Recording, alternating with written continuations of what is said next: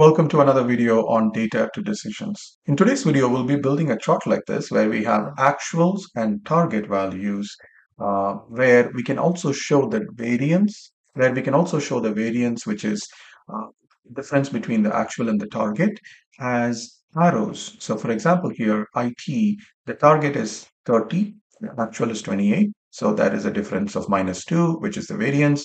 And then if that is represented as a red arrow, and then if you go to the next one, sales, where the target is 25, the actual is 28, and now we can show it as also as a green arrow with a 3 as a label showing the variance. So we can do this automatically. As the data changes, the chart will update, but we'll be building this from scratch. This one is a little bit more involved than some of the other videos that we have done. But again, we'll try to follow step by step and create this exact chart in Microsoft Excel. So let's get started. So before we build the chart, there are a few extra columns that we need to create in order to create that effect. So the first thing I'm going to do is something called as the baseline, or this is nothing but it's the minimum between these two values, right? So essentially, when we are building this type of it's like a construction on top of another, which is a stacked approach. We need the baseline to be the minimum of the actual and the target. So we'll be building this, not this. So that will give me the minimum. So this is great. And then I will do a maximum, which is the maximum between these two. This will come in handy later when we are kind of plotting the labels. I'll show you later. But this is the maximum. Great. Then we need to have the variance. So what is the positive variance? And then we will write a formula for this, which is if actual is greater than target, then show me the variance, which is actual minus target. Otherwise, just do NA. Okay, it's a simple formula. And in this case, there are two departments which have positive variance. And then we'll do another one for negative. And this one will use a similar formula. If the actual is less than the target, then give me target minus actual. Otherwise, NA, this gives me the negative variance. The important thing here is that even though it is the variance is negative, we still show it as +2 instead of -2. Then one final column that we will be creating is called the variance, which is where we will display exactly the value it is. So actual minus target. So in this column, if it is negative variance, it will be negative. If it is positive, it will be positive. So great. Now we have done all this. Now it's time to go and start building the chart. So what I'm going to do is to select, for example, all these, and I will include the positive and the negative variances as well for now.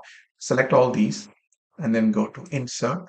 We're going to do, let's do clustered column.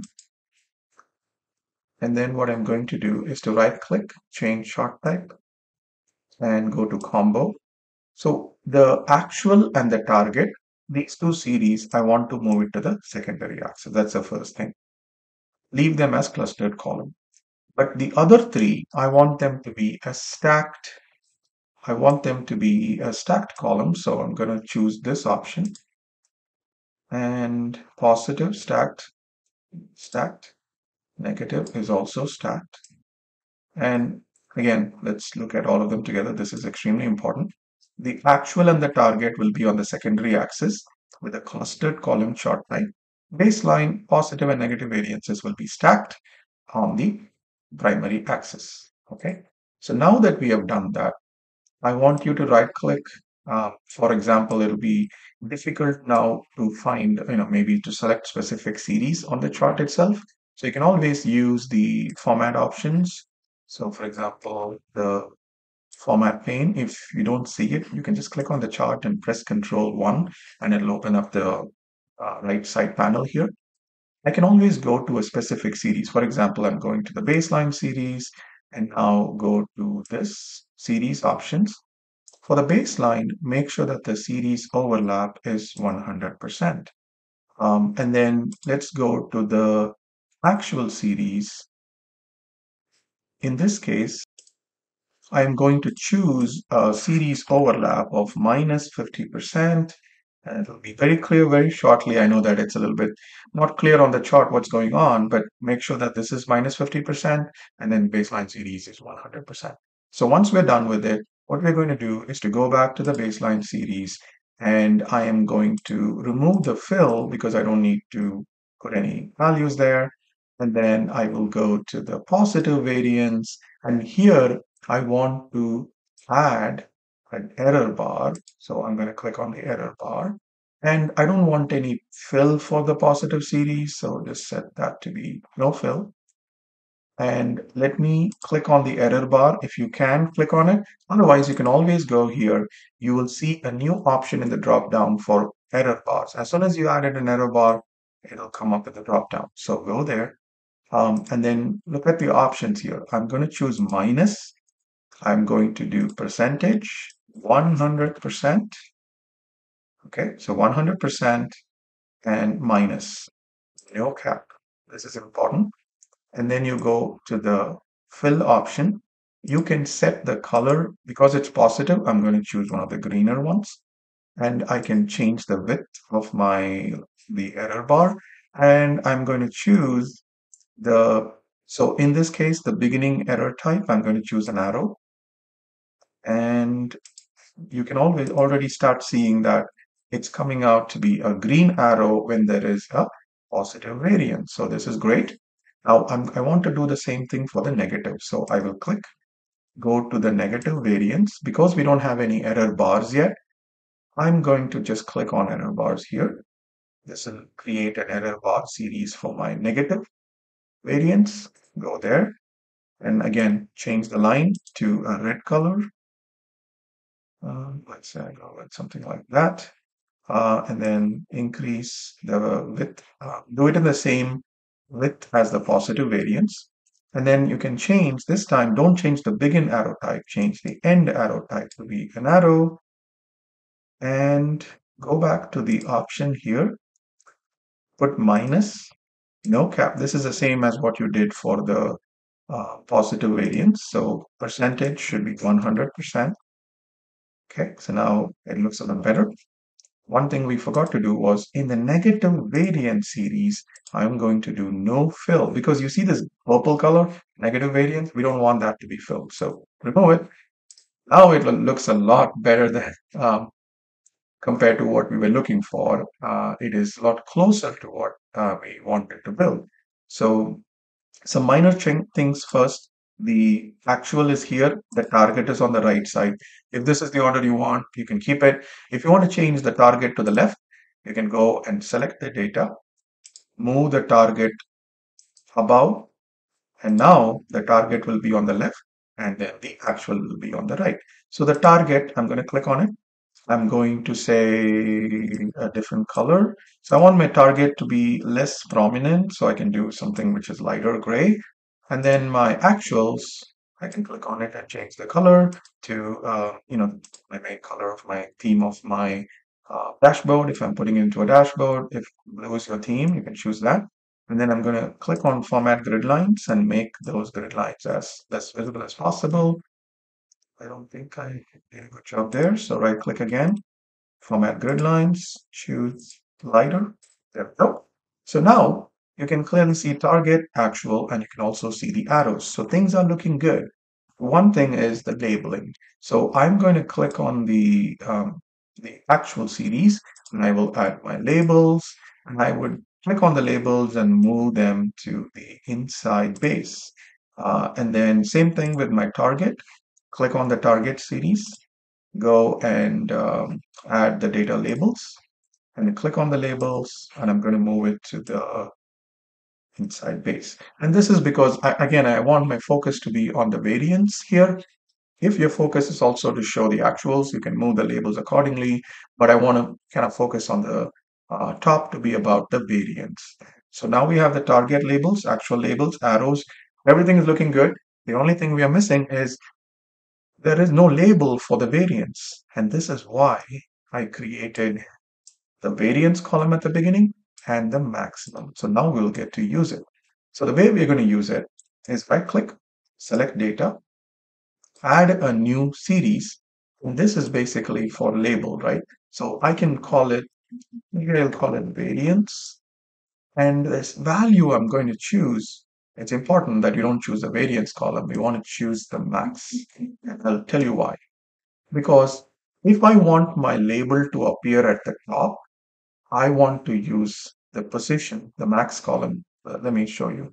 So as soon as I added a variance, of course, Excel is putting it in a different type. So right click, change the type to the variance. I don't want it to be a clustered column. I want it to be aligned with markers. Or actually just line. Okay, so now click OK. It is on the secondary axis. So the only thing is I don't want the line. So click on the line, go no line. So now there is no line, but go and add the label. Okay, so it looks good, but this still is not giving me the variance label. It gives me the maximum. The reason why I'm doing that is to get the position of my labels at the top. I am using the maximum to give me just the position. But what gets displayed, I don't want the max value. I want the variance value. This is where Excel's option in the labeling. So for example, when I click on the data labels, I can go here to the label options. Excel gives a very, very effective and very good feature to choose what you want to display. It can be different from what you use to plot the point. I'll take it away the value, go value from cells and choose the variance. So now when I do it, it'll actually use those values to plot. And then I can position it differently. I can position it, let's say, above, and now they go above the arrows. So when I click outside now, you can see whether it's a negative variance or a positive variance.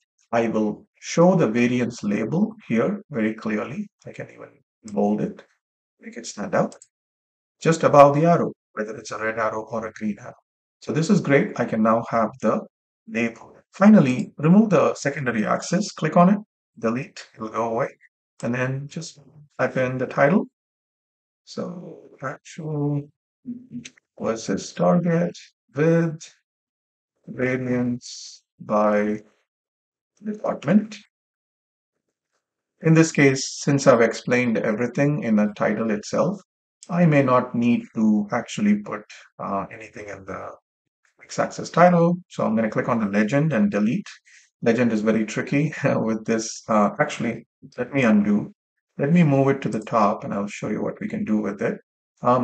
We don't need to show the baseline thing. We'll click on delete and then click and delete positive, negative. I will still keep um, the actual target and the variance, so it can be in the middle itself. This is to say this is the target value, this is the actual value, and then the variance is actually not very clearly visible, but that is why we added that to the title. In a future video, I'll think of another way to make this legend a little bit more automated. For now, we can clearly show the target and the actual with the variance label by department. I can make it a little bit taller, make more use of my space, and then that's it. So click on the chart, go to solid line, put rounded corners if that's the design you're going for. There you have it. So you have a nice actual versus target showing both the actual and the target and the variance with an arrow by department. There are many, many different versions of it. There are many different ways to do it in Microsoft Excel. I'll be doing more videos on those. But if you have any suggestions on how to make this better, please put them in the comments. I look forward to learning from you. Thank you so much for watching. I'll see you soon in another video.